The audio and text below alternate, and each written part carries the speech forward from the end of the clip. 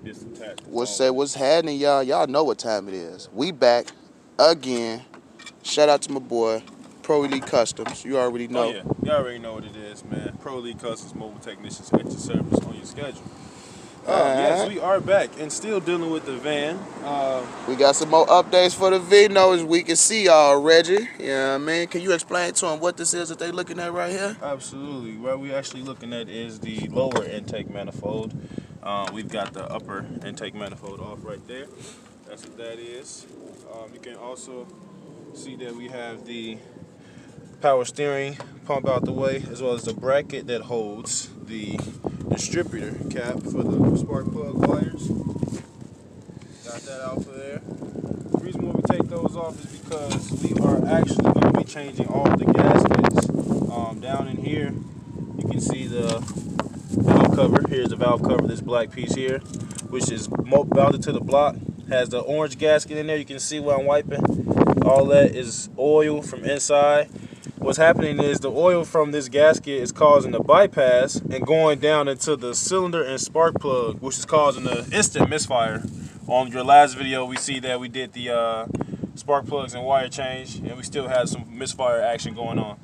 So with further digging, we've seen this. So we're going to go ahead and get this lower intake manifold off here, get the valve covers off front and back. Here's the front one. Change those gaskets out, seal it back up, clean it up, get it back together, and with all hope and possibility, because we do know, as we've been dealing with, that it's always something when you're dealing with automotive. Always something. So that's why when you got it apart, you want to just go ahead and change out those things you need to change out, so that when you put it back together, everything is working sound and true. Oh yeah. So as we see here, we done dismantled the top of the van. Look at all these plugs unplugged and what have you. This is your fuel line. We're going to actually take this fuel line off right now because it is connected to the fuel rail, which is attached to the lower intake manifold. And here are the lower intake manifold bolts. So it's 1, 2, 3, 4, 5, 6, 7, and 8. They are 10 millimeter heads. We have our 10 millimeter as well as our extension, because that's going to be a nice little tight spot to get down in there. Oh, get the ratchet on it, get those bolts out, get that manifold out, change the gaskets, seal her up, and we're going to for sure have this thing running today. Yes, sir. Yes, sir. Real quick, as I mentioned earlier, when you take things apart, you notice other things. This is actually the hose to the PCV valve. So this would automatically cause a misfire or sputter, because it's basically leaking exhaust right out of the PCV valve. So yeah. So in other words, these gaskets are the upper intake manifold gaskets. They come with all of our hardware right here as well. As we can see, we got all the hardware. See this right here? But when you don't know what he's talking about, see this little piece right here has split. So when like how you breathe. If you got a little snag or something, you got a little split, and your breathing tube, that's what's gonna happen. Have a hard time breathing. So yeah, man. Yeah.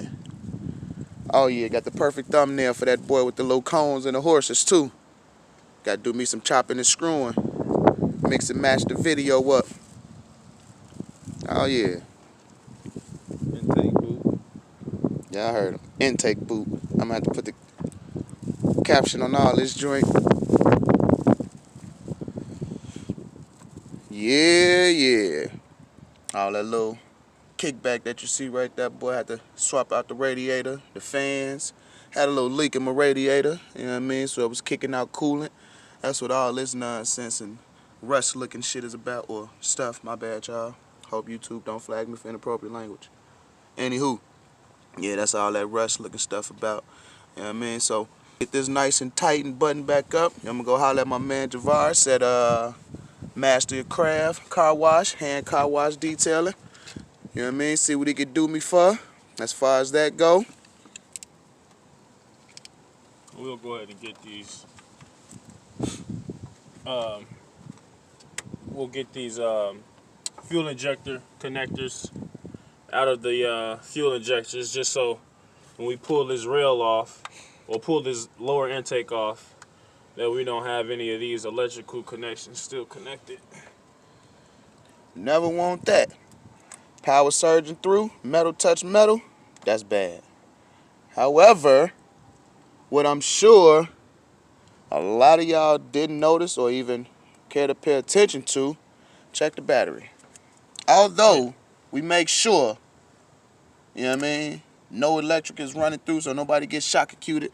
Do you see that negative terminal? It is disconnected to ensure no power comes through. Nonetheless, you never know with these type cars, man. It may be a little surge of energy that is stuck somewhere that just might want to shoot out. Ain't no telling. So we go ahead and disconnect that just to make sure.